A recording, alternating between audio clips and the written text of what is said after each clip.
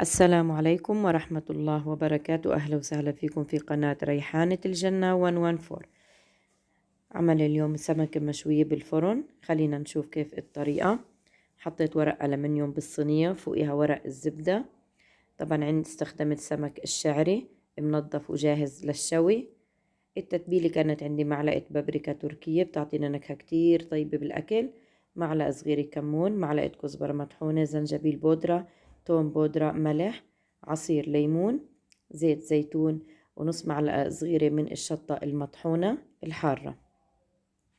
طبعا بنحرك التتبيل كتير منيح ونبدأ نتبل في السمكة. بهذا الوقت احنا بنكون مشعلين الفرن، لأنه لازم السمكة تدخل الفرن بيكون حامي من قبل. نتبلها كتير كويس، نحط التتبيلة في كل مكان.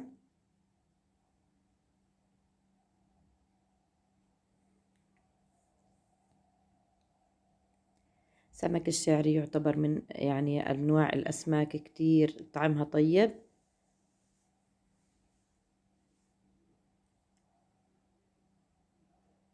بنفتحها من عند الظهر لتكون عندنا جاهزة للشوي. تبلنا السمكة هلا، حطيت عليها شرائح من الليمون. ممكن تضيفي معاها أي خضرة أنت بتحبيها. ضفت عليها زعتر بري اللي هو إكليل الجبل، وكزبرة خضرة. حطيت معها بصل بندورة وتوم. هيك صارت عندي السمكة جاهزة لأدخلها على الفرن. طبعا أنا بولع الفرن من تحت، ولما تستوي معي السمكة بشعل الشواية من فوق لتاخد لون وتحمر معي.